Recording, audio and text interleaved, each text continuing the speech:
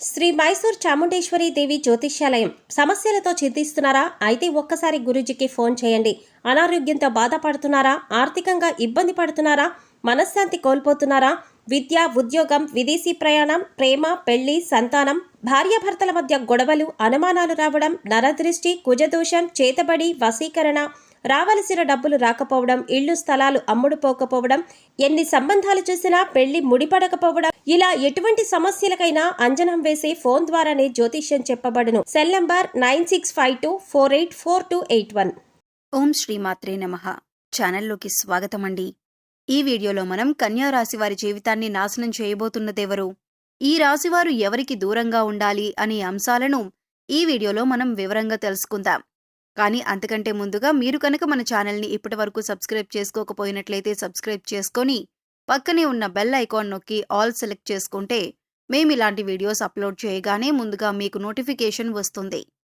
ఇక వివరాల్లోకి వెళితే, జ్యోతిష్య శాస్త్రం ప్రకారం ఈ రాశివారు వారి జీవితంలో ఒక స్త్రీ వల్ల అశుభ ఫలితాలు పొందే అవకాశాలు ఎక్కువగా ఉన్నాయని తెలియజేస్తోంది.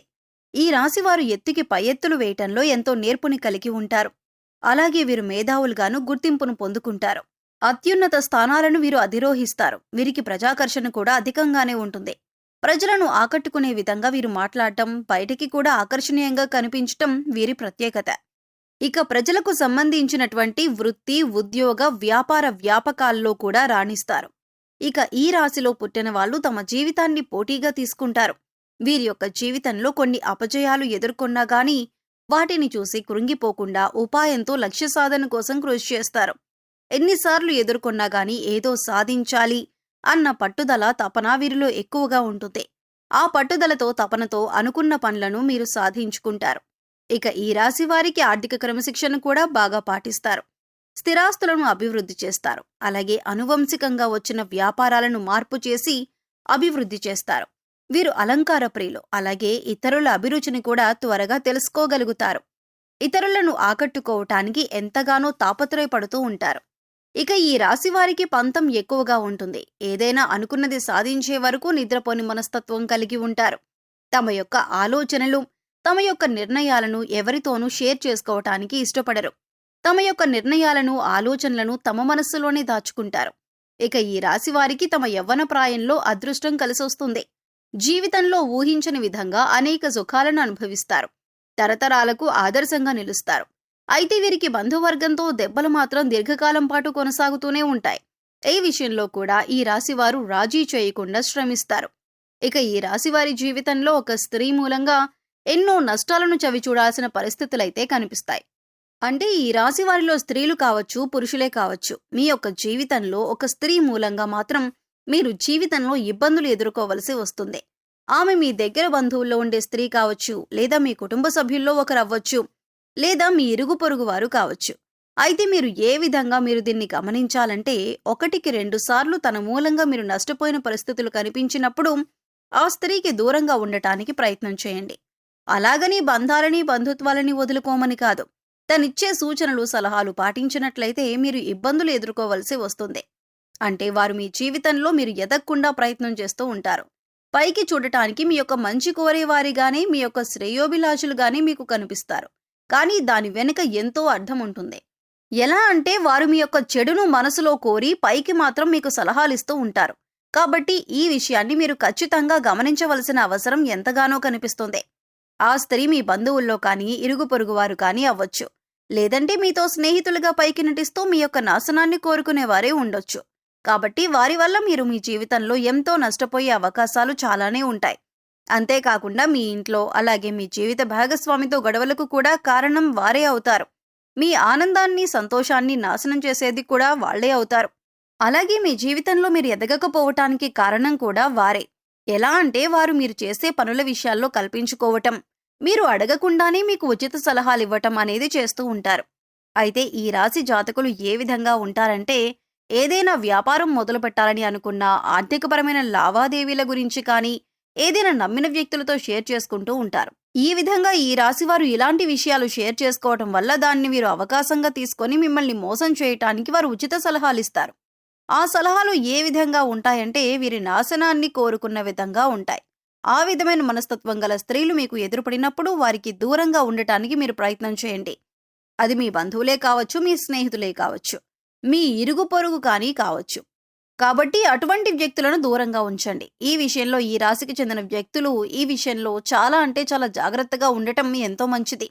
ఇక ఈ రాశికి చెందిన వారు స్త్రీలు కానీ పురుషులు కానీ బయట వ్యక్తుల నుంచి ఇబ్బందులు ఎదుర్కొనే అవకాశాలైతే జీవితకాలంలో ఎక్కువగా కనిపిస్తూ ఉన్నాయి. కాబట్టి ఆ స్త్రీ ఎవరో గుర్తించి ఆ స్త్రీకు మీరు దూరంగా ఉండాల్సిన అవసరం ఎంతైనా కనిపిస్తుంది. ఈ రాశి వారికి సాహసోపేతమైన నిర్ణయాలు బాగా కలిసి వస్తాయి.